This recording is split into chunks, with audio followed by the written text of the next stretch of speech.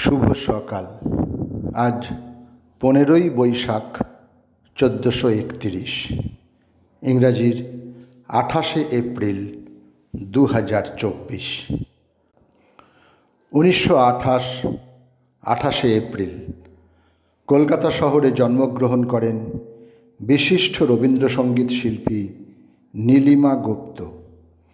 শান্তিনিকেতনে তাঁর শিক্ষা জীবনের শুরু। বিশ্বভারতী বিশ্ববিদ্যালয় থেকে স্নাতক হন।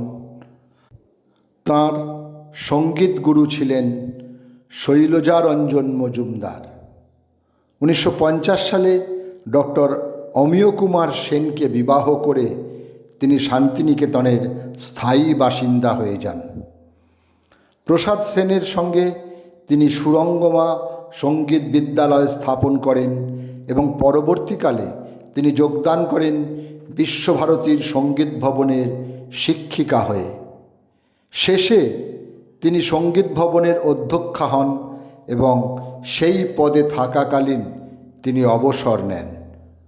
তাঁর কণ্ঠে ও চাঁদ চোখের জলে লাগলো জোয়ার, আহা তোমার সঙ্গে প্রাণের খেলা, তবু মনে রেখো, গানগুলো আজও মনটাকে নাড়া দেয়।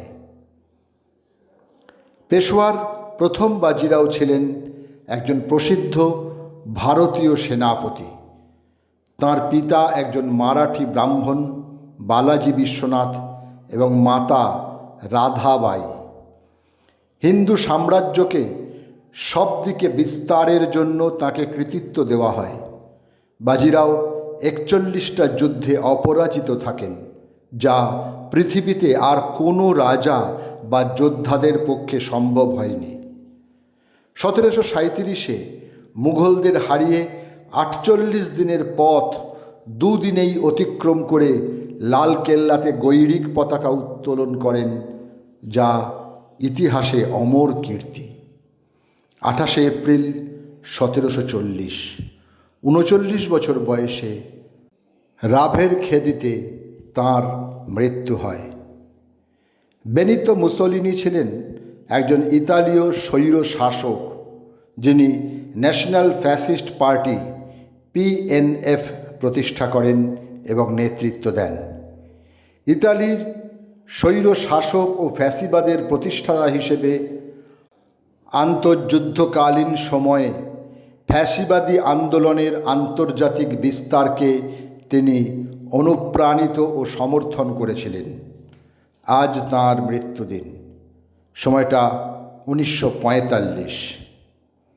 2002, 28শে এপ্রিল 85 বছর বয়সে কৃষ্ণনগরের একটি বেসরকারি নার্সিংহোমে জীবনাবসান ঘটে পণ্ডিত, শিক্ষাবিদ, সমালোচক, সাংস্কৃতিক ব্যক্তিত্ব, রবীন্দ্র বিশেষজ্ঞ ও ভাষাতাত্ত্বিক ক্ষুদিরাম দাসের। তাঁর রচিত গ্রন্থগুলি হল রবীন্দ্র প্রতিভার পরিচয়, বৈষ্ণব রস প্রকাশ, 1400 সালে ও চলমান রবি, দেশ কাল সাহিত্য, রবীন্দ্র কল্পনায় বিজ্ঞানের অধিকার, পথের ছায়াছবি ইত্যাদি। সকলকেই আমার আনত প্রণাম।